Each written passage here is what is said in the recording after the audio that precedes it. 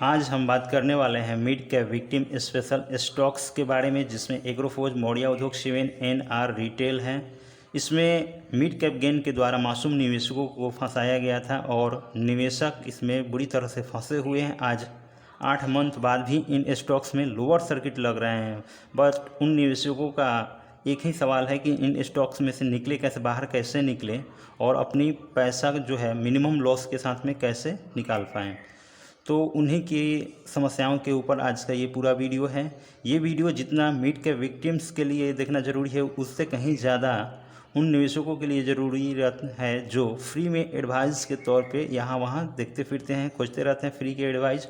और फ्री के एडवाइस कितना घटिया या कितना लॉस भरा होता है, ये एक मिड का विक्टिम ही बता सकता है, जिसने देखा है कि फ्री के एडवाइस के तौर पे उनकी जो पूरी पूंजी थी वो लगवा दिया गया किसी पार्टिकुलर स्टॉक्स में।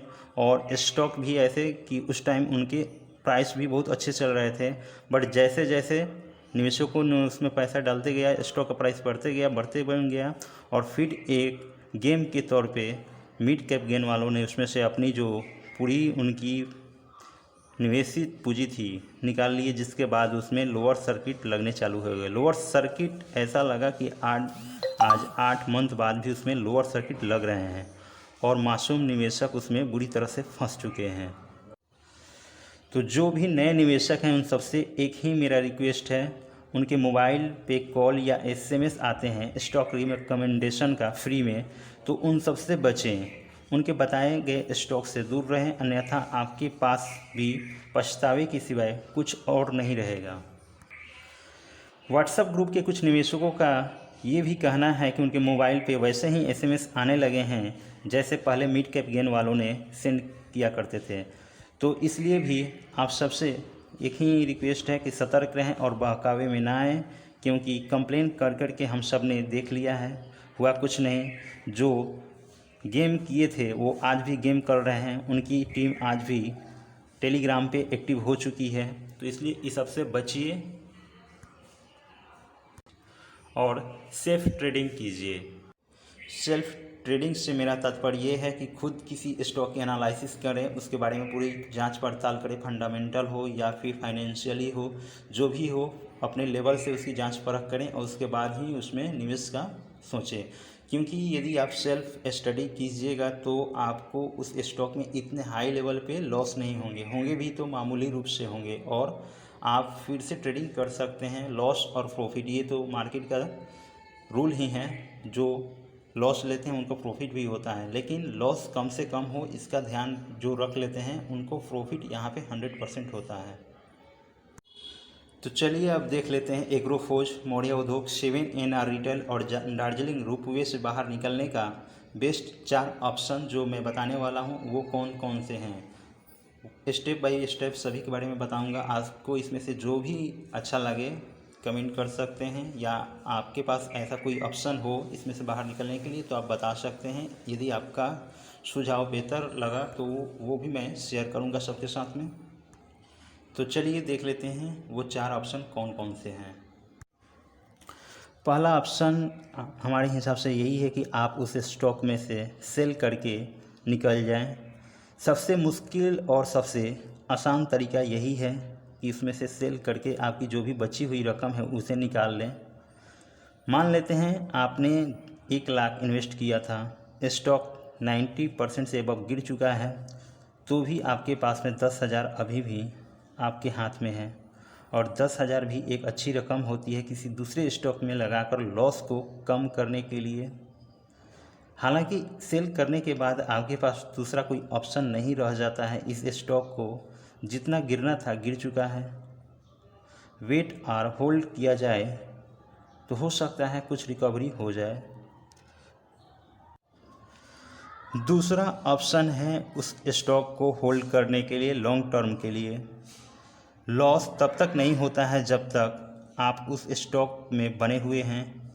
वो अनरियलाइज लॉस दिखाता है जो आपके पोर्टफोलियो में शो होता है। रियल लॉस तब होता है जब आप उस स्टॉक को सेल करके निकल लेते हैं।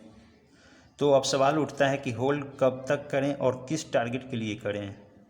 तो चूँकि एग्रोफोज चारों ही स्टॉक में सबसे बढ़िया स्टॉक है, अच्छी क्वालिटी की स्टॉक है और जितना इसमें करेक्शन होना था लगभग हो लिया है। अब जिस प्राइस पे ये है उसमें और ज़्यादा गिरावट की उम्मीद नहीं कर सकते हैं। तो एग्रोफोज में आप 1 साल के लिए 50+ का टारगेट लेके चल सकते हैं और 100 के टारगेट के लिए लॉन्ग टर्म इसमें बने रहने होगा, जैसे कि 3 साल, 5 साल या 10 साल भी हो सकते हैं। पहला टारगेट आने के बाद ही इसका दूसरा टारगेट बताया जा सकता है। इसलिए कम से कम इस स्टॉक में आपको 1 से 1.5 साल वेट करने होंगे और उसके बाद ही इसमें कोई दूसरा डिसीजन लिया जा सकता है। तीसरा ऑप्शन है उन स्टॉक में एवरेज आउट स्ट्रैटेजी की यूज करने का। स्टॉक में एवरेज बाई प्राइस मान लेते हैं उस टाइम 100 रुपया था और 100 रुपये के रेट से एग्रोफोज में आपने 1000 शेयर लिए होंगे 1 लाख निवेश में, और बाई रेट अब 50 रुपये करने के लिए आज के शेयर प्राइस से लगभग 1000 शेयर आपको बाई करने पड़ेंगे, यानी कि 10,000 फ्रेश अमाउंट इसमें और आपको निवेश करने होंगे। और यदि आप 25 रुपये बाई प्राइस लाना चाह रहे हैं तो उसके लिए आपको 3,000 शेयर खरीदने होंगे, यानी कि लगभग 30,000 फ्रेश अमाउंट आपको इन्वेस्ट करने होंगे। इस तरह आगे भी अपने बाई प्राइस को आप कम कर सकते हैं, लेकिन उसके लिए आपको और भी ज़्यादा अमाउंट इन्वेस्ट करने होंगे। हालांकि इस ऑप्शन का यूज़ करने के लिए मैं किसी को सलाह नहीं दूंगा, क्योंकि जो भी पैसा फंसा हुआ है वो तो फंसा ही है, फ्रेश अमाउंट भी इसमें फंसने का चांस बढ़ जाता है और फिर टारगेट कब और कितना मिलेगा इसका भी कोई गारंटी नहीं है। स्टॉक क्वालिटी अच्छी रहने पर ही इस स्ट्रैटेजी का यूज़ किया जा सकता है, लिहाजा इस स्ट्रैटेजी का यूज़ ना करें तो बेहतर है। चौथा और लास्ट ऑप्शन है सेल और फ्रेश बाई का। मेरे हिसाब से जो सबसे बढ़िया ऑप्शन है वो यही है कि आप सेल करके उस स्टॉक को फ्रेश बाई कर लें। फ्रेश बाई से मेरा तात्पर्य ये है कि आप आज के डेट में यदि सेल करते हैं तो बाई दूसरे दिन करें। सेम डे में यदि आप बाई करते हैं तो आपको पहले वाले स्टॉक के बाई प्राइस से ही शेयर अलॉटमेंट होते हैं, इसलिए जिस दिन आप शेयर सेल करें उस दिन बाई भूलकर भी ना करें। फ्रेश बाई करने का फ़ायदा ये रहेगा कि शेयर में जब भी उछाल आएगा तो आप प्रॉफिट बुक कर सकते हैं और गिरावट आने पर फिर से फ्रेश बाई कर सकते हैं, या फिर छोटे छोटे टारगेट पे आप एग्जिट हो सकते हैं प्रॉफिट बुक करके। चाहे फिर इस रकम को आप किसी दूसरे बढ़िया स्टॉक में लगा सकते हैं जिसमें रिस्क कम और ग्रोथ ज़्यादा हो।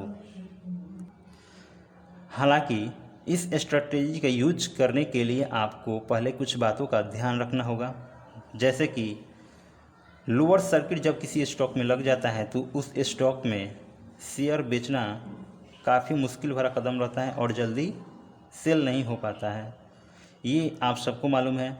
और ऐसे ही अपर सर्किट जब किसी स्टॉक में लग जाता है तो उस स्टॉक में शेयर बाई करना थोड़ा मुश्किल हो जाता है।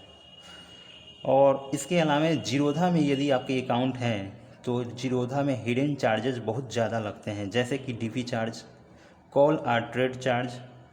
यदि आप इंट्राडे में कोई ऑर्डर पुट करते हैं और आपका ऑर्डर 3:10 तक यदि एग्जिट नहीं होता है तो आपको कॉल एंड ट्रेड चार्ज के तौर पे 70 रुपये चार्ज कर दिए जाते हैं। और ऐसे ही बहुत सारे हिडन चार्ज हैं, इन सब के बारे में आपको यदि मालूम नहीं है तो इस स्ट्रैटेजी की यूज़ करने के आपका कोई फ़ायदा नहीं है, चूँकि आपको प्रॉफिट कम लॉस ज़्यादा होने लगेंगे। इस प्रकार की स्ट्रैटेजी यूज़ करने के लिए आपको पर्सनल एडवाइस की ज़रूरत होती है, क्योंकि सबकी रिस्क और कैपेसिटी डिफरेंट है। इन स्टॉक में बहुत सारे ऐसे लोग हैं जो एडवाइस की फ़ीस को ऑब्जर्व नहीं कर सकते हैं। जो भी कुछ था उनके पास उन्होंने इन स्टॉक में इन्वेस्ट कर दिया है और बुरी तरह से फंसे हुए हैं। लिहाजा मैं अपना पर्सनल नंबर आप सबके साथ शेयर कर रहा हूँ फ्री एडवाइस के लिए। यहाँ पे आपकी पूरी सहायता की जाएगी बिना किसी चार्ज के। Best of luck.